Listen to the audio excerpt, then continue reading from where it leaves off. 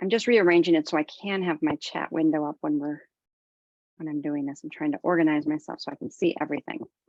All right, welcome back. Okay, so here we're going to be talking about, this is from the Ellen Lupton book that you've read. We're going to be looking at the history of the typefaces. And there's a great quote that I want to share with you. And it's from Paula Scheer.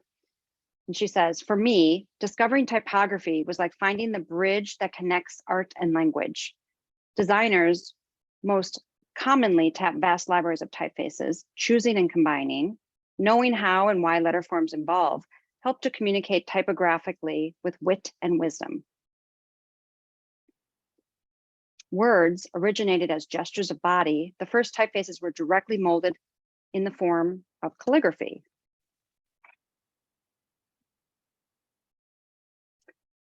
Typefaces are manufactured images designed for infinite repetition. The history of typography reflects a continual tension between hand and machine, organic and geometric, human, body, and abstract systems. So it starts with Johann Gutenberg in Germany in 1450. He invented movable type for the Latin typeface. This replaced scribes that were being used to write and reproduce books. Printing allowed for mass reproduction. And so whereas knowledge was reserved for the very few, because books were so rare and scarce because they took months and months to produce because they were being handmade, now we were able to have mass knowledge because books were being available to everybody. This allowed the expansion of education and knowledge, and then libraries and universities. This was the birth of all of that. This is what it looked like. So we had metal type that was put on top of a wooden block. So in order to design a page, each letter had to be pulled out separately, and you had to have those organized. Obviously, there had to be some sort of organizational system, because if not, I mean, how would you ever get anything done? So after the printing was produced, all of the type were picked up off the press and sorted into their alphabetical locations in what we call a job case. And so these drawers were type cases, and they were two cases initially. It was an uppercase that were the majuscules, and the lowercase was the minuscules. And so that is where we get the terms uppercase and lowercase letters. They come from the actual cases that these little pieces of type were stored in. The majuscules were in the upper and minuscules were in the lower, and eventually everything just became uppercase, lowercase, and that has never changed. So humanist typefaces is where we went after we left Germany, went to Italy. The Italians rejected the Gothic scripts in favor of humanists. Letter Antica classical scripts, lighter, they're more open.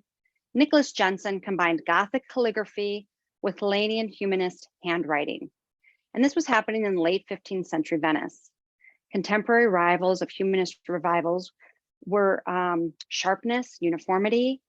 Italic letters were introduced in 15th century Italy. They were modeled on casual handwriting style. Aldus Manetius, famous printer and publisher, created italic, which saved time in calligraphy, space printing. And so you can see Adobe Jensen here. And the thing to be really aware of when we get into this humanist typefaces, so that notice that to go from Roman to italic, it's not just slanting the letter forms, is it? These letter forms are completely drawn differently, right? They are drawn more like they're done in calligraphy with a pen on with a nibbed pen on a 45-degree angle. So you can see like the H has a little hook in it. There's the serifs kind of flare up. They're not laying flat on the baseline like they are in the Roman. So It's not like we're just taking a Roman letter form and angling it. They're completely drawn differently for the italic. So here you can see an example of the digital version from Adobe Jensen, and below it is the original 1470, 15th century Jensen's Roman typeface. So again, here's another example of a typeface we use all the time and was digitized by Adobe, being used for over 500 years. All right, so then we move into this Venetian publisher, Aldus Manutius. He came up with the italic because look at how much more he could fit on a page. And notice how he goes right down to the bottom of the page. The idea here was to try to get as many words on a page. Again, every page, the more you could get on a page, the less pages you had to print, the more money you were saving. Paper was expensive. We were no longer using sheepskin, but paper wasn't cheap either. Every material counted. And so the idea of getting a lot on a page is important. And that's really what italic's job was. Here you can see an example of Jensen's Roman and italic type again. Again, look at the italic. It almost looks like calligraphy compared to the Roman version. Here's an example of it in printed in a book, Jensen.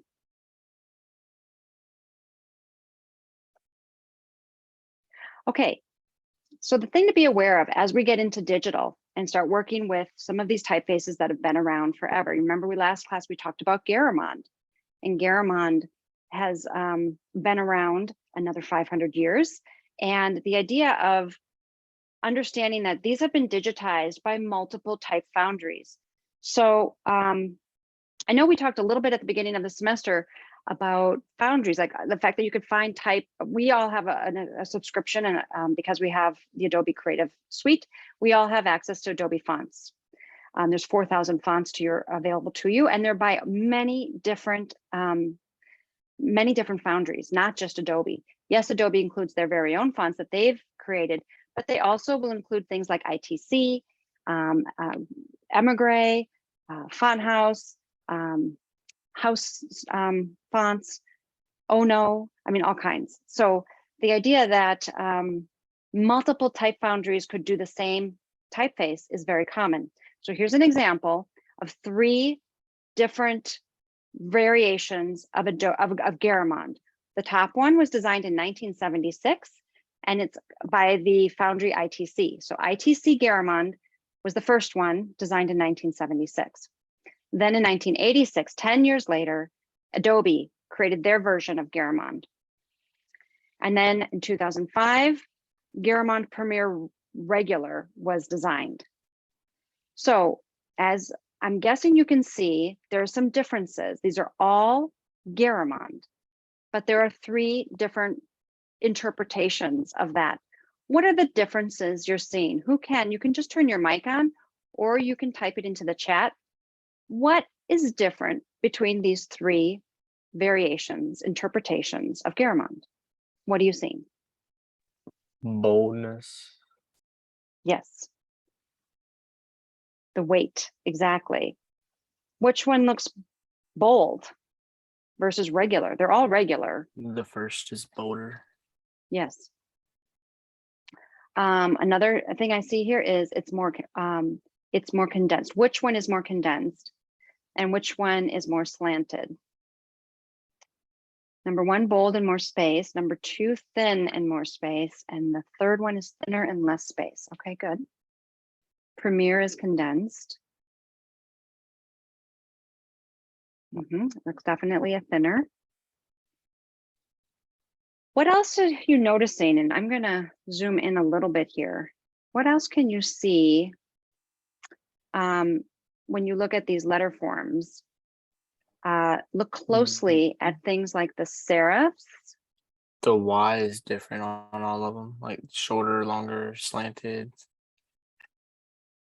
Yes, the Y is different. If we look at the tail of the Y, you look at the This first one, ITC Garamond has a square knob at the end of it, right? It's actually called a finial. There's a rounder finial at the Adobe Garamond and an even more rounded finial on the Premiere.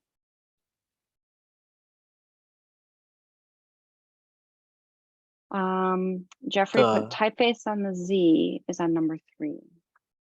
What do you mean? The Premiere one looks more boxed than the other ones. Yeah, I can see that, definitely. Yeah. Well, you can also notice that you see in Adobe Garamond and Garamond Premiere, they've introduced an italic variation. If you noticed, ITC did not have that. ITC just had regular. It didn't have an italic option. So that was an addition that we got when we went to Adobe and we went to Premiere. The other thing to be aware of, and the reason I'm showing you this and making you aware of this, is because when you're choosing a typeface for a project, can you just say I'm using Garamond, or do you have to be specific when you're speccing Garamond or any typeface for that matter? For sure. Correct. You have to be specific. You cannot just say, I'm going to use Adobe, or I'm going to be using Jensen. You would need to say, I'm using Adobe Jensen, or I'm going to be using Adobe Garamond or Garamond Premiere. You need to be specific. So remember that when you are choosing typefaces, that we're very specific. We're including the full name of it, because recognizing that there could be many other variations out there by different boundaries. And if you were mixing ITC and Garamond Premiere, it would look like it wouldn't work together, right? They're different, even X heights. They're just all very different. So just something to keep aware of, that all Garamonds are not the same.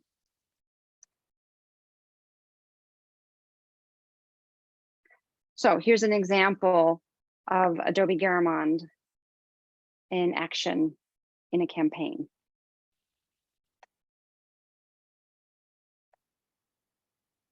All right. Moving over to the French. We've left Italy and we're moving into France. And the French designer and typographer Geoffrey Torrey, in 1529, he did a series of diagrams with the anatomy of the body. His new approach to the age of scientific enlightenment, he basically went into, he was very humanist, and he kept looking at the figure as being the end all be all for all measurements. We should be looking at this kind of age of scientific enlightenment, so that you can see there's, in this diagram, there's this grid that's been drawn, and it's looking at measurements of circles, and the ideal letter form was created along these engravings from an alphabet commissioned by Louis, let's see, 16 the 16th in 1693. The engravings were the basis of a royal typeface. And I'm going to go on to show William Caslon at the same time, 1720s, or moving into the 1720s. He was influenced by the flexible steel pen and the quill, the pointed quill. And so you can see his designs now are focusing on that very thick to thin designs that you can get by using a flexible steel pen. Here's an example of Caslon in branding.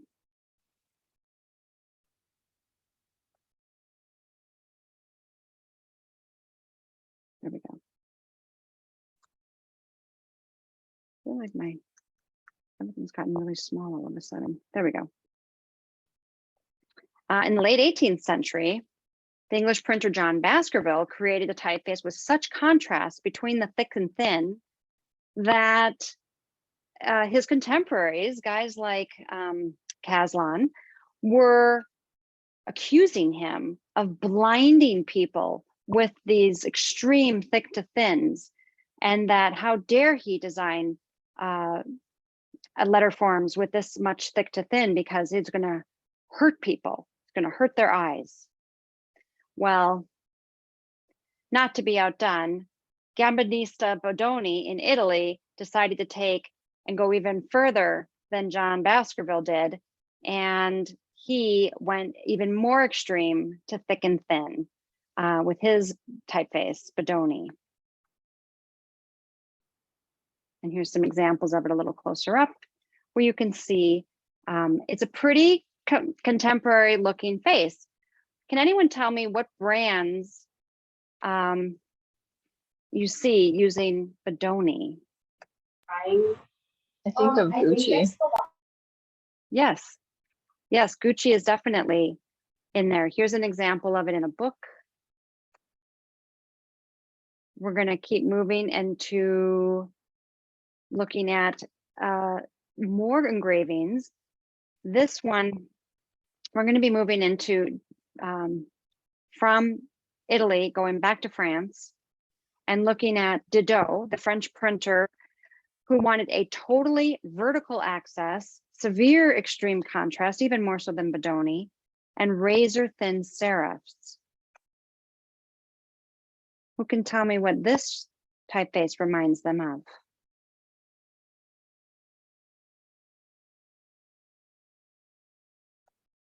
Maybe like Vogue. Yep, that's exactly it. Vogue is done with Didot. Very good, good eye. So they're fashion. You have Bodoni and Didot are very similar. Here's Bodoni again, right? Very similar. This is Bodoni again. There's Vogue, which is Didot.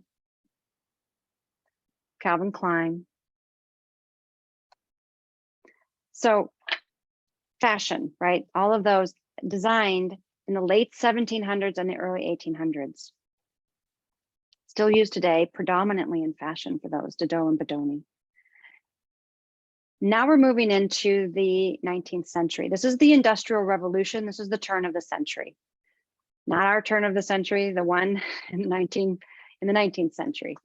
Rise of industrialization, mass consumption. Up to this point, when we went shopping, we went to the grocery store with our containers to fill. Everything you bought was in bulk. You brought your bags and your jars. You brought your jars to fill with milk. You brought your bags to fill with sugar and flour and salt. Okay, everything was bought in bulk. In other words, there were no brands. Everything, there was one. There was salt, there was milk, there was butter, right? There was flour. Now we have choices. We have lots of choices. And that all started in the Industrial Revolution. So once we had the advent of brands, which was a brand new thing, we needed to advertise them. So here's an example of a poster being put up to promote cornstarch. Because now, again, we had a choice. We didn't have to just buy the one cornstarch and fill our bag. It was literally sold in a box or a bag, and we could choose from that brand or other brands. So we needed large scale letters. Serifs were abandoned as their job was a finishing detail, and they became independent architectural structures, displayed, ornamental. They were really all about how do we really get people's attention in these advertisements that are now being used. So what they discovered is that, we needed big, bold typefaces. And lead type, what we've been using up till now, were from books, right? They were for books. We weren't printing posters. So they had to do something different. And what they did is they created what we call wood type. And so wood type is big, and it can be manufactured in large scale to create those billboards. And so now they were carving letters out of wood. They could make them bigger. They were lighter. They weren't as heavy as metal. They had to be lighter because they were so big. In 1885, there was combined pantographer, router, and wood type manufacturer. The Hamilton Wood Type and Printing Company came to be, and that was here in Wisconsin, Two Rivers, Wisconsin. We now have a museum in Two Rivers, Wisconsin, and it's one of the largest wood type and printing museums in the world. We have people that come from all over the world to experience this live living museum. They do workshops where you can go and learn how to use their collection of wood type, and you can print posters, and they have events there. They bring in designers from all over the country and all over the world. To give you an idea where that is, it's Two Rivers, Wisconsin, which is on Lake Michigan. It's about 2 hours north of Milwaukee. So it's a bit of a distance, but it is an amazing opportunity if you find yourself really wanting to learn more about type. It's an excellent field trip to take on for yourself. So here's some more examples of our giant extreme typeface. Here's a 40-line Roman double extra condensed typeface that would be used for, you know, getting people to see it from far down the street in their wagons and buggies. Oops, I missed one. And Egyptian were big, thick, heavy slabs now. And so they really needed to call attention to themselves, and people needed to be able to, again, see it as a load-bearing slab. Pay attention to me. I'm big and I'm bold and I'm telling you something. They also got very decorative, the serifs. The serifs got very decorative, and that is, think about like circus posters, right? So they became really ornate, illuminated, and they were not to help the reading, but to add to the design and the flavor of the typeface. Here's an example of how many different typefaces can we fit on a page, all center aligned. This is an 1875 American advertising poster, which used over a dozen different fonts. Everything is fighting each other. We don't know where to go first. We do kind of maybe say full moon, excursion, bell. I mean, those are the key things I see. The letters are richly varied, and centered layout is static and conventional. This is kind of a look and feel of that time. This is a Dada poster, which all of a sudden takes us a completely different direction. So the reaction against what we were seeing, what that poster was we just saw before, was the Dada, using a variety of typefaces, but not as words, but making it more of an illustration, right? So you can see this feels more like an illustration. This was not easy to do. Putting a curve in the design meant they had to cut a piece of wood and align those metal tech letters on a curve. They had to choose like little stock illustrations they had that they could print. This layout is innovative and dynamic. It's fighting against the grid, not working with the grid, which made it very unique and contemporary. So now we're moving against, reforming, and we're moving against these monster fonts. In 1906, Edward Johnson, he wrote The Search for Essential Standard, warned against exaggeration. He was a fan of the arts and crafts movement. He loved the art swirls and the decorative elements. He did not want you to go and be assaulted by these giant, bold typefaces. He wanted things to be delicate and beautiful and illustrative. And he really wanted nothing to do with 20th century advertising. Golden type was created by the English design reformer William Morris. So you guys have probably heard about William Morris in some of your art history classes. You know, he was a big member of the arts and crafts movement. And so he's known more for textiles and furniture, but he also did a typeface, and it was called Golden. And he looked back at Nicholas Jensen's pages, and he designed, he was very critical of the Industrial Revolution as well. He wanted the decorative. He didn't want things to be sterile and industrialized. He was worried about the craft, the trades of the decorative arts. And so here's an example of, you can see William Morris's Golden to its Renaissance source, the typeface of Nicholas Jensen. And that was where he took his inspiration from. And then, of course, you've already seen Adobe Jensen, so you can kind of see the progression. Now we're moving into the early 20th century. Okay, I've just jumped another section of time. We've jumped ahead to the early 20th century where we're rejecting historical forms. They did not want the swirls and curls and twirls of arts and crafts anymore and all of those decorative elements. They rejected historical forms. There is some examples here from the avant-garde journal De Stil. It was designed by Wilhelmus Hussar in 1917. These letters consist of pixel-like boxes and blocks. So it looks very digital, like what we would even think of today when we think about pixels. We look down to the next example. Theo van Doesburg, founder of the De Stil movement in the Netherlands, created his alphabet using only perpendicular elements, and this was done in 1919. So you can see they're really kind of thinking about that, very modern elements, taking out the curves, taking out the swerves, the swirls, all of that gone.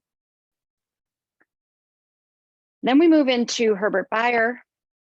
He designed Universal, consisting of only lowercase letters constructed with circles and straight lines at the Bauhaus. And this was designed in 1925. Can anyone tell me, looking at this, what brand does it remind you of? Contemporary brand of today's time. This looks like the Beats brand. Absolutely. It is 100% influenced, Beats is 100% influenced by Herbert Bayer's Universal, right? So then we move into Paul Renier in Germany, 1927. And Futura is a practical and subtle font that remains widely used today. It's what we call a geometric typeface. It's calming, it's abstract, it has subtle variation, various weights. It's a tool for constructing page in shades of gray. Can anyone tell me what famous brand uses Futura? Again, a contemporary today brand.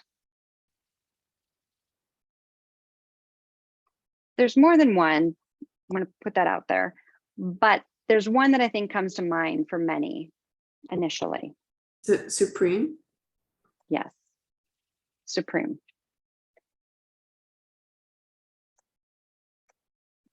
Oops. There we go. All right, good. We've got some good eyes here. Moving on, type as a program. In 1967, William Krall, the Dutch designer, responded to a rise in digital communication. Remember, 1967, this is the start of IBM, right? This is when computers were filling rooms, right? This is when we were just starting computing, and we were computing, it was like a big, giant machines. He created this typeface, New Alphabet, straight lines, and it was designed for a CRT monitor on a grid. His design methodology was decisions, rule-based, and systematic. He was just thinking about, oh my gosh, we're going to be looking at computer screens, and the computer screens of the day were bitmapped. They were not anti-alias like you're seeing now. They were not retina display like you're seeing now. They were bitmapped. And so he was thinking, okay, we can't have any more curves. We can't have any diagonals. Everything has to be a vertical or horizontal. How do we create a type alphabet that's going to work? And so this is what he came up with. And here's an example of it. Not so easy to read.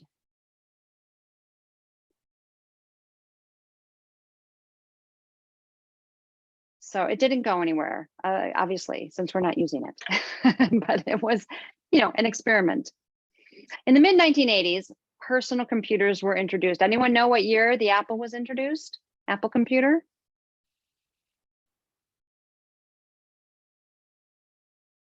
Anyone have any idea? 2013. No, be way before that. Any other guesses? It was in the 19s. 1984. There you go, Kyle, you got it. 1984, the Apple computer was introduced. In the mid 80s, we had personal computers for the first time, and we had low res printers. Low res printers were bitmap printers. So in 1995, Zuzuna Licko designed and embraced the language of digital equipment, dot matrix, on traditional typographic forms. So you can see, here's an example of her 1985 design for low-res family, the family credo. Everything is working with a bitmap design. No anti-aliasing, because at that time we didn't have PostScript. That was pre-PostScript. So then we're going to move into the French designer Philippe Apollogue created these contemporary variations on reduced geometric typefaces. Again, zoom this up a little. These were designed thinking about bitmap printing, thinking about the screen, not knowing at this point, no one knew if screens would get better. No one knew if printing would get better. They were trying to design as fast as these were coming. So it just, to give you an idea, okay, so the Apple came out in 1984, 1985, you saw Zuzuna Licko's bitmap typefaces. By the time we get, oh, how do I keep hitting the wrong button, sorry. By the time we get over here, oops, I think I went too fast. Okay, when we get to here, this is at the end of that idea of like bitmap printer. That only lasted about 6 years, because by 1990, the magical world of PostScript was invented. PostScript allowed us to have anti-alias. So we really were so sick of having bitmapped pixel fonts for device. We got a laser printers, and PostScript came in 1990s, the early 1990s, and that changed everything. So now we can go back to clean, beautiful type. But you know, it's the early 90s. And who can tell me what the movement was in the early 90s? It was music and fashion. What was everything? What was happening? What was that 90s? Nirvana. What was that called? Grunge, exactly. It's the grunge movement. So here we are, we finally have PostScript printers, we can print beautiful type, but we're not going to, because we're in the grunge movement. And so we're like, how can we reference, you know, the imperfectness of the world we're living in? And so here's an example of a typeface template, Gothic, who was designed as using a stencil, a mechanical pencil and a stencil, showing the imperfectness. This Barry Deck was a student of Ed Fella, the famous designer Ed Fella, and Template Gothic became the emblem of digital typography for the 90s. And it was everywhere. This typeface was everywhere in the 90s. It was the typeface. I know I myself did designs using this typeface. It was everywhere. Here's another one. P. Scott Makla designed the typeface Dead History. Dead History was designed in 1990 using two existing digital typefaces, sampling, slicing them in half essentially, and putting the serifin on one side and the bold rounded part on the other side, and just kind of mashing them together. And so it became this really manipulating the vectors of two existing fonts, and it labeled, it was like everyone who was embracing computers were all in, and those who wanted nothing to do with computers were all out. It was a huge transition in our industry.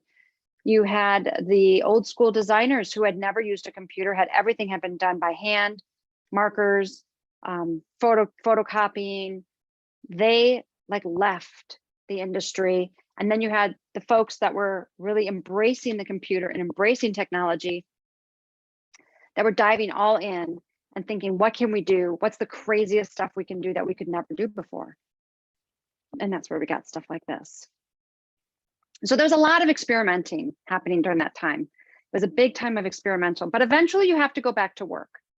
And so the 1990s also had workhorse typefaces, providing flexible general purpose typefaces. And Zuzuna Licco, who was working at Emigre still, designed this beautiful typeface, Mrs. Eves, inspired by Baskerville's 18th century type revivals. And so here's an example of all the variations. This typeface has regular, it has true italic, it has small caps, it has ligatures, it has anything and everything you would want an old style typeface to have. Because again, it's referencing Baskerville. Remember, Baskerville was the guy who was, you know, hurting people's eyes with his thick to thin variations. It's an example of Mrs. Eves regular and Mrs. Eves italic. Again, italic does not mean you're angling or obliquing the letter form. It's drawn completely different, and it is looking at it as a calligraphic design. Another example of that is Fred Smear's Quadrat. This is a contemporary interpretation of 16th century printing types as well. And so you can see it has its regular and its italic, really quite different. Now, not as calligraphic, this is more angular, as you can kind of see those angles. And there's Quadrat.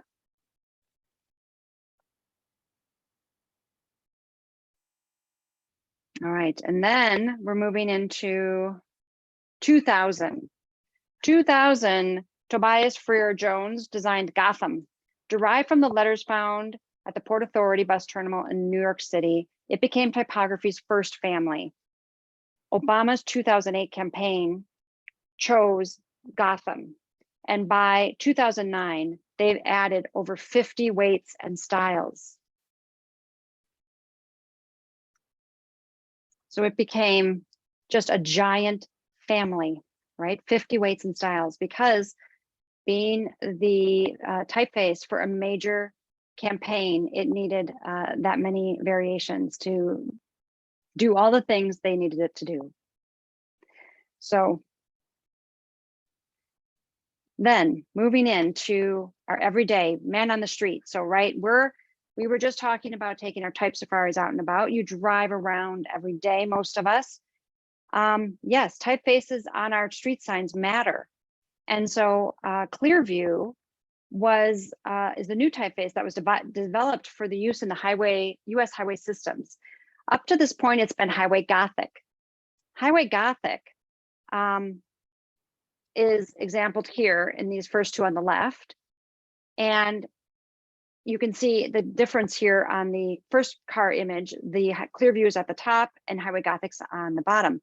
The biggest difference is you can really see the counters, or the space inside the letters, is much more open. The X height is higher.